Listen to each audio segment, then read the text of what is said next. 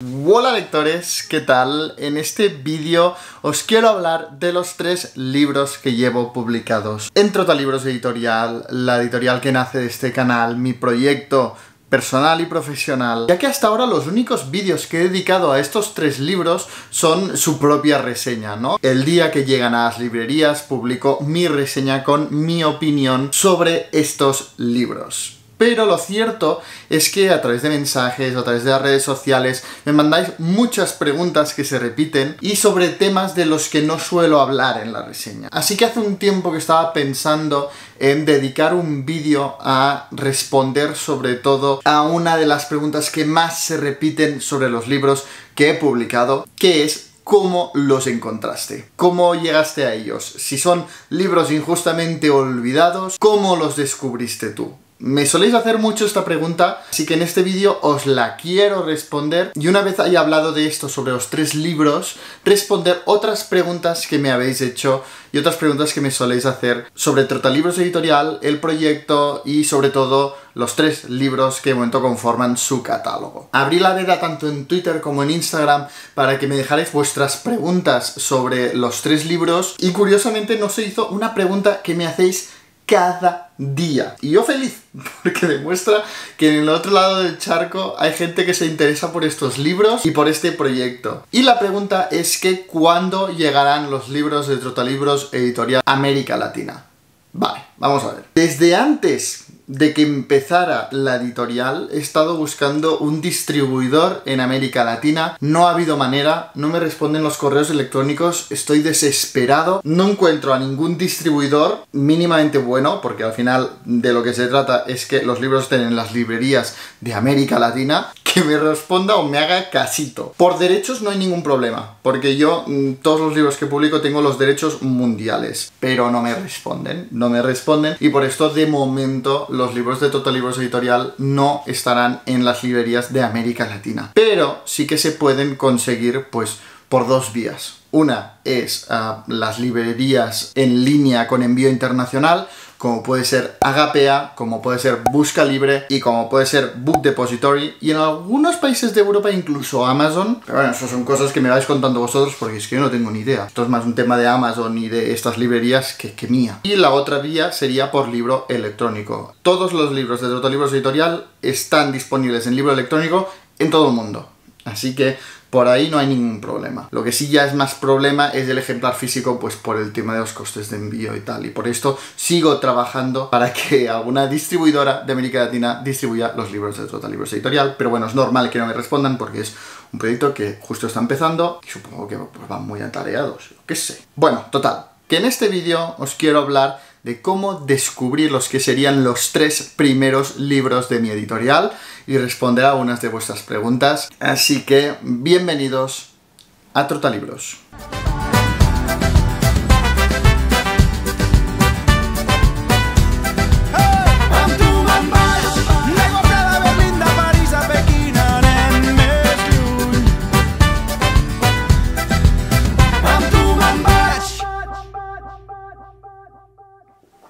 El día 20 de enero de este mismo año llegaba a las librerías el primer libro de este proyecto. No puedo decirlo sin emocionarme porque realmente fue un momento clave de mi vida y decidí estrenar esta editorial con la única novela del marinero y poeta griego Nikos Kavadías, La Guardia. Realmente fue un reto empezar la editorial con este libro porque sin duda de los que de momento he publicado es el que me ha exigido más. Nikos Kavadías tiene una prosa muy densa, una mezcla de 1000 culturas, un retrato fiel al momento que vivió y al universo de los marineros del que el mismo autor fue parte. Había muchísimas expresiones en otras lenguas, tuve que tomar la decisión de qué poner a pie de página y qué no, porque si en este sentido era conservador, mucha gente no entendería muchas expresiones en otros idiomas, pero si era expansivo, es decir, a la mínima palabra que no estaba en castellano, bueno, o en el griego original, pues habría más nota a pie de página que novela, que a veces también molesta, ¿no? Intenté encontrar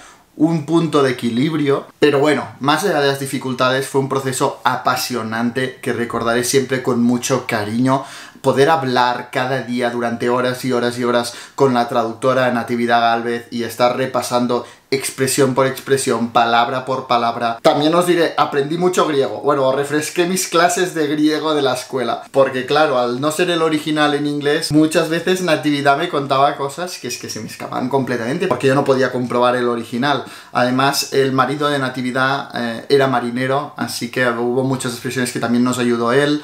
El corrector Raúl también nos ayudó mucho y Miquel también. Fue un proceso apasionante. ¿Cómo descubrí La Guardia? Pues fruto de mi obsesión. Porque yo soy así, me pica por algo y no paro. Y es que unos años antes leí este librito, Li i altres relats, de Nikos Cavadías, en catalán, editado por Club Editor. Es un libro muy pequeñito y hacía mucho tiempo que me estaba esperando en la estantería.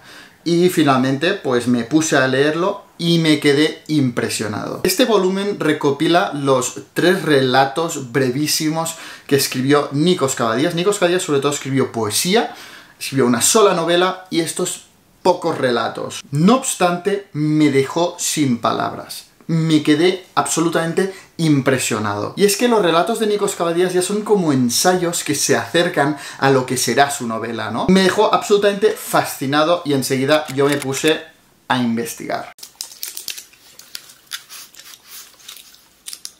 Descubrí que, aunque casi toda la obra de Nikos Cavadías es poesía, también tenía una novela. Y me puse a buscarla, no la encontraba, solo encontré una edición de Ediciones del Oriente y del Mediterráneo, publicada en 1994, la conseguí de cuarta mano, o sea, tengo un ejemplar que está destrozado, lo leí y me quedé con la boca abierta. Me pregunté, ¿cómo puede ser? ¿Cómo puede ser que esta novelaza, que es una obra maestra de la literatura, no esté en las librerías? Aunque sí que es cierto que era políticamente incorrectísimo. Te mostraba el universo de los marineros tal y como eran.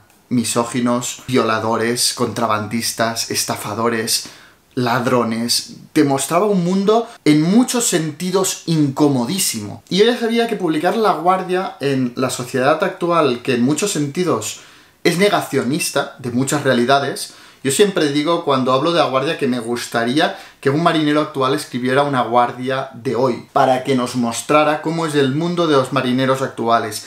Creo que nos quedaríamos sorprendidos. Y no creo que todo sea un tema de contextualizar, porque creo que si alguien de la época leyera La Guardia también se escandalizaría en muchos sentidos. Porque La Guardia no te retrata la vida europea, social, de las grandes capitales y ciudades de Europa. Te muestra el mundo rudo de los marineros. Unos apátridas amargados que se odian a ellos mismos, que aman y temen lo que dejan en tierra, melancólicos y solitarios. Te muestra esto, ¿no? Yo creo que esto debía impactar en el momento. Y por esto, ya sabéis que en la última página del libro yo siempre pongo una cita de otro libro que tiene que ver, ¿no?, con la historia. Elegí un fragmento que me encanta del Mercader de Venecia, de William Shakespeare. Os dejaré el Shakespeareando del Mercader de Venecia por aquí arriba, que dice así: pero las naves no son más que tablones, los marineros nada más que hombres. Al final, los marineros de La Guardia no son más que hombres cagados de miedo, hombres amargados y solos. Y de aquí es de donde surge una cierta ternura hacia ellos por parte del lector. Y esto no justifica todo lo que hacen o dicen, pero aquí está la magia de esta literatura, ¿no? La misma magia que brilla en Lolita de Nabokov. Esta chispa de empatía que te enciende Nikos Cavadías. Es un libro excepcional. Aunque tuve mis dudas, enseguida decidí publicarlo. Me dije, si tú has dejado la abogacía para hacer lo que te apasiona, que es publicar y editar libros, tienes que publicar y editar los libros que te gusten. Yo esto siempre lo he tenido muy claro. Y yo no me habría perdonado tener una obra maestra como esta, absolutamente olvidada, impulsando una editorial que se propone rescatar libros injustamente olvidados y no rescatar este libro. Me parece una obra maestra, a la altura de los grandes clásicos de la literatura. Y de aquí nació como esa intuición de decir, tiene que ser el primer libro, porque para mí es una declaración de intenciones. No vengo a publicar libros paternalistas que enseñen, que le digan al lector lo que es correcto, lo que no es correcto. vengo a publicar libros de la literatura absolutamente extraordinarios que te muestren una realidad. Y especialmente esto tiene sentido cuando la realidad que te muestran es incómoda. Y así fue como descubrí La Guardia y cómo decidí que fuera el primer libro. Muchas de estas anécdotas y de cómo descubro los libros y del proceso editorial ya las cuento en las notas del editor que están al final de cada libro. Pero bueno, en fin, el siguiente libro. El 10 de febrero salía el segundo libro de Trotalibros editorial, que era El Palacio de Hielo de Tarjei Vesaas. Un clásico escandinavo imprescindible de la literatura noruega. El autor fue 3 veces candidato al Premio Nobel de Literatura. Cuando decidí publicarlo y compré los derechos, no era consciente de eso, pero más adelante encontré una crítica de la Nobel Doris Lessing, que es extraordinaria. Para mí encontrar la crítica de Doris Lessing fue como una manera de decir, ¿veis? Es que es muy bueno este libro, ¿no? No es una cosa mía, es que Doris Lessing también le vio lo que yo le vi a este libro, ¿no? Esta historia entre Sisi-Gun, esta historia tan poética y expresiva sobre el proceso sentimental de un duelo en la infancia, y todo escondido detrás de esta aparente sencillez de Tarjei Vesaas. A mí El Palacio de Hielo me encanta y nunca me canso de recomendarlo. Y precisamente porque nos habla del duelo y de cómo muchas veces en la infancia descubrimos la existencia de la muerte, decidí que el fragmento de la última página del libro fuese del Camino de Miguel Delibes, un libro que ya cito varias veces en la nota del editor porque creo que tiene varios paralelismos con El Palacio de Hielo. Y el fragmento dice: le dolía que los hechos pasasen con esta facilidad a ser recuerdos, notar la sensación de que nada de lo pasado podría reproducirse. ¿Cómo encontré El Palacio de Hielo? ¿Cómo lo descubrí? Pues si descubrí La Guardia fruto de mi obsesión, de cuando me pilla por un nombre y un autor, investigo toda su obra,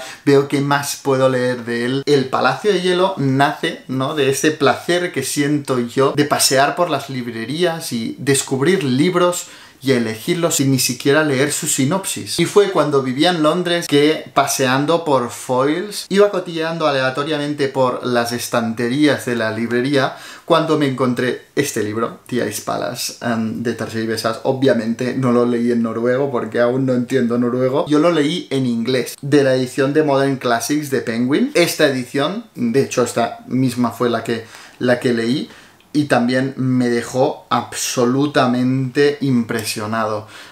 Lo cierto es que, sobre todo, fue el título del libro el que me llamó la atención. El Palacio de Hielo me llamaba muchísimo la atención. Ya me hipnotizaba como hipnotiza en la historia El Palacio de Hielo a sus protagonistas. Y la verdad es que me lo compré sin ni siquiera leer la sinopsis. Y una vez lo leí, iba decidido a hacer una reseña cuando descubrí que estaba absolutamente descatalogado en castellano. Así que me lo guardé y pues cuando decidí empezar mi proyecto editorial tenía claro que uno de los libros que quería publicar era El Palacio de Hielo. Me encanta y no entiendo cómo una maravilla así puede estar descatalogado en algún lugar. Estoy felicísimo de ser el responsable de traer de vuelta este clásico escandinavo y la verdad es que solo me ha dado alegrías. Todos me decís que os ha gustado muchísimo lo original y sensible que es Tarjei Vesaas en este libro. Por lo que sí, fue así como descubrí El Palacio de Hielo, paseando por una librería londinense. Y finalmente llegamos al tercer y de momento último libro de Trotalibros editorial, que salió el pasado 24 de marzo y que es Canción del Ocaso de Louise Grassic Gibbon. Canción del Ocaso es un libro muy especial que a mí me alucina, no paro de releer, aún hoy lo sigo releyendo, que a través de la historia de una mujer vemos como una joven muchacha crece, aprende, cae y se vuelve a levantar en una comunidad rural escocesa durante los años previos, simultáneos y posteriores a la Primera Guerra Mundial. Y decía, a través de su historia nos muestra los cambios que tuvieron lugar en la Escocia rural debido a la Primera Guerra Mundial. Pero a mí una de las cosas que me fascinan más de esta novela es la protagonista, Chris, ¿no? Ves perfectamente cómo trabaja para seguir adelante, consigue incluso una independencia impresionante teniendo en cuenta cuándo fue escrita esta novela, te transmite de una forma extraordinaria desde los dolores del parto hasta el despertar sexual de la protagonista, pasando por tantos sinsabores y alegrías, momentos de alegrías que también las hay en su vida, con una empatía impresionante teniendo en cuenta que fue escrito por un hombre. Transmite unas sensaciones femeninas tan íntimas que sorprende sinceramente que esté escrito por un hombre.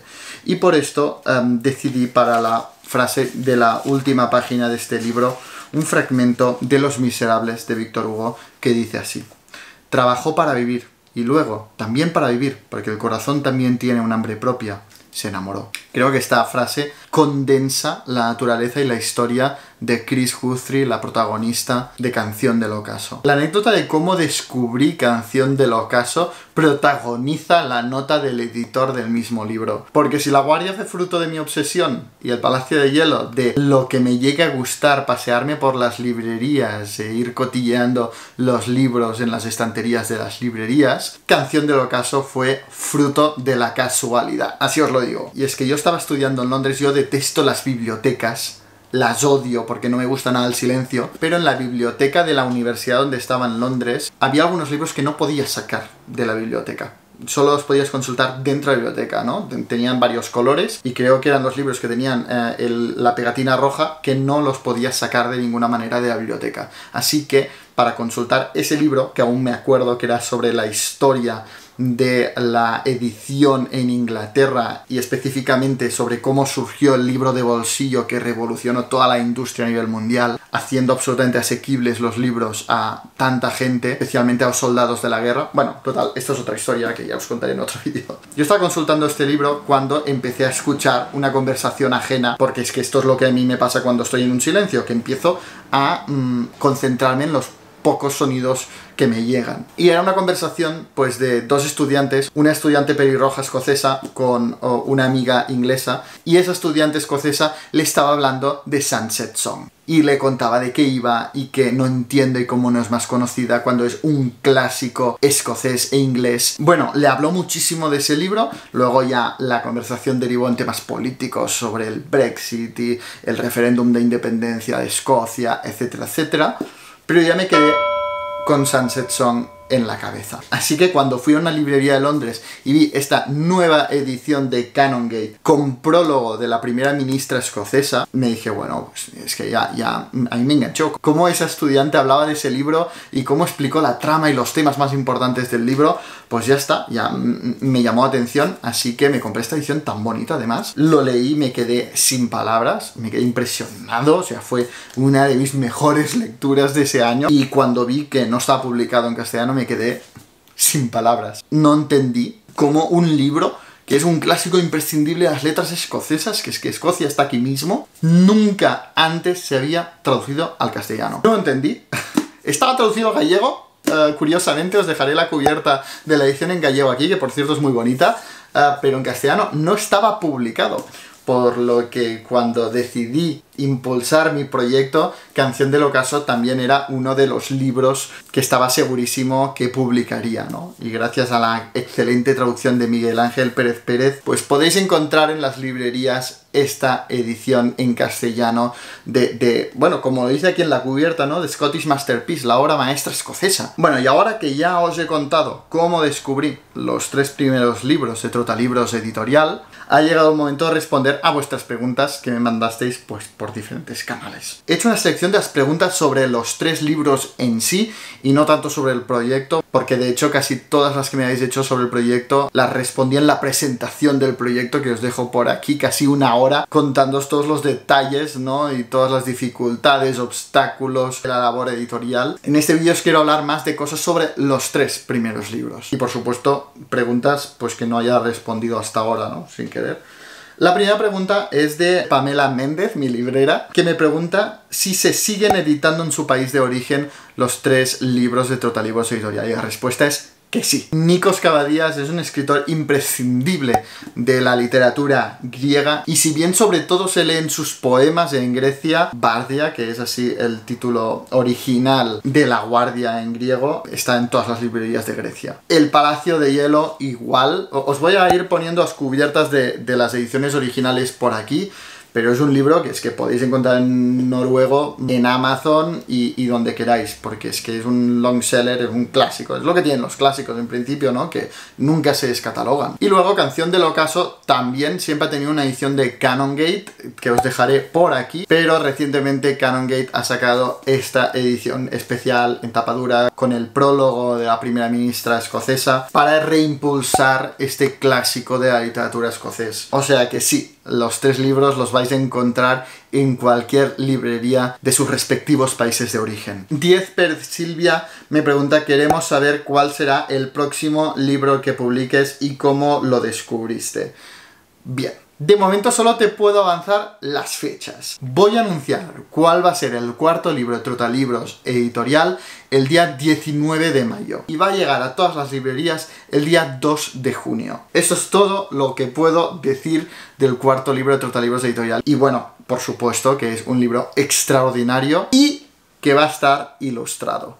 Y ya no digo más, Ed Florezza me pregunta cómo elegiste los colores de la edición. La verdad es que con los diseñadores, Roger y Marta, tenemos un diálogo constante. Ellos me hacen una propuesta, pero lo vamos ajustando más y más. Y al final, ¿no?, de esta conversación entre ellos y yo, llegamos al color, ¿no? La Guardia, por ejemplo, tenía que ser azul porque es el mundo de los marineros. Pero sí que es cierto que Roger y Marta, en la primera versión, no sé si os la podré poner por aquí, pero en la primera versión era como un azul así pastel. Y La Guardia, que es un relato más oscuro, más lúgubre, más sórdido, yo quería un azul más oscuro, ¿no?, más marino. Y pues así llegamos finalmente al azul que fue. El Palacio de Hielo pues tenía que ser blanco. Sí que nos planteamos poner en el blanco un efecto como de hielo, pero finalmente decidimos ponerlo en el azul que brilla un poco como de hielo, así como en el azul de la faja, que no sé si aquí se verá, pero brilla un poco como de hielo. Y Canción del Ocaso, yo os tengo que decir que no me lo imaginaba para nada así, no me lo imaginaba de este color, pero bueno, cuando los diseñadores me presentaron la propuesta me gustó mucho. También el color de las letras y los elementos y de la faja trasera brilla un poco como en el Palacio de Hielo, esta vez para representar el ocaso, ¿no? Yo de momento estoy felicísimo con los colores y con el resultado del diseño, y ahora mismo yo, que no me había imaginado al principio Canción del Ocaso en este color, ya no me lo imagino de otra manera. Es este color, el de Canción de Ocaso. Ya lo relaciono con Canción de Ocaso, este color. Libro Lego me dice: los 3 libros son europeos. ¿Habrá alguna sorpresa, por ejemplo, latinoamericana? De momento tengo un libro latinoamericano, pero va a salir el año que viene. Teresa García me pregunta qué pensaste de ellos la primera vez que los leíste. Justamente lo que comparten los 3 libros que de momento publica Trotalibros editorial es que cuando los leí sentí esa impotencia de decir: pero ¿cómo puede ser que esto en las librerías de España no se encuentre? Es que ¿cómo puede ser? No se explica. La Guardia fue como un puñetazo, pero de esos puñetazos que te da la literatura que dices: dame más. El Palacio de Hielo, al principio sentí como desorientación, no sabía muy bien hacia dónde me quería llevar Tarjei Besás, pero me dejé llevar y quedé también impresionado. Y Canción del Ocaso, quizá de los 3 del que he sentido más rabia, decir: pero ¿cómo puede ser? O sea, ¿cómo puede ser? Yo entiendo que La Guardia es un libro arriesgado de publicar, el Palacio de Hielo a su manera también, pero es que Canción del Ocaso, es como puede ser que haya tantas ediciones de Cumbres Borrascosas o de Lejos del Mundanal Ruido y Canción del Ocaso sea inédito, no se ha publicado nunca. ¿Cómo se explica? Zoe Shiva me pregunta si fue casualidad que editara La Guardia a la vez con Club Editó. No fue casualidad, fuimos juntos, fue una experiencia maravillosa. Yo contacté con ellos para que me facilitaran el contacto de la propietaria de los derechos de Nikos Kavadías. Nikos Kavadías no tuvo hijos porque no tuvo familia, así que la propietaria de sus derechos es su sobrina, una mujer que actualmente tiene 80 años, no habla inglés, vive en Atenas, muy complicado. Realmente fue una odisea publicar La Guardia. Todos los obstáculos se presentaron con La Guardia. A mí el Palacio de Hielo fue como casi se hizo solo este libro, pero La Guardia fue un camino de penalidades y obstáculos. Y además era el primer libro que hacía, o sea, yo me dije, si todos los libros tienen que ser así, va a ser esto una tortura. Pero no, finalmente llegó a buen puerto, nunca mejor dicho. María Buigas, que es la editora de Club Editor y una de las editoras vivas que yo más admiro, me facilitó un contacto, pero me dijo que hacía tiempo que no le respondían y que si finalmente conseguía dar con ella, pues que la avisara, porque si yo tiraba adelante el proyecto de publicar La Guardia, pues ellos también querían seguir publicando la obra de Nikos Kavadías. Y fuimos juntos, lo que para mí fue una gran oportunidad. Al final, impulsar juntos un libro, además tan complicado como La Guardia, es una suerte, ¿no? Porque remamos juntos para traer de vuelta a Nikos Kavadías a las librerías. Y ya no solo el hecho de ir juntos, sino el hecho de cómo me han llegado a ayudar María y Alejandro, los editores de Club Editor. Les he pedido 1000 consejos, les he pedido ayuda 1000 veces. En Sant Jordi mismo tuvieron mis libros en su parada de Passeig de Gràcia y yo tuve los suyos aquí. Realmente es la editorial que más me ha ayudado y desde aquí les vuelvo a agradecer cómo me han llegado a acompañar y aconsejar en este viaje. Mundo for Read me pregunta: ¿por qué en el nombre de Dios empezaste con La Guardia? Porque me va la marcha. No, a ver, para mí era esto, una declaración de intenciones, ¿no? De que yo aquí vengo a publicar buena literatura, hable de lo que hable, ¿no? Yo creo que aquí admito diferencias de opinión, ¿eh? No digo que la otra posición sea incorrecta y la mía sea la única correcta, pero mi posición es que la literatura te tiene que hablar de todo, de las realidades agradables y las desagradables. Y que cuando te habla de realidades desagradables, el autor no tiene que condenarlo explícitamente. Esto en la literatura juvenil, infantil, vale, aquí la literatura también tiene un trabajo de educar y tal, pero en la literatura adulta no hace falta. Yo no necesito que un autor me diga, esto que está haciendo este personaje está muy mal. No necesito moraleja. Quiero que me muestre una realidad, por despiadada que sea. Y para mí, cuando el autor ni romantiza ni condena esa realidad, es un símbolo de madurez y de alto nivel literario. Bueno, yo supongo que Mundo for Read me lo dice por esto, porque sé que hay lectores que La Guardia les ha costado precisamente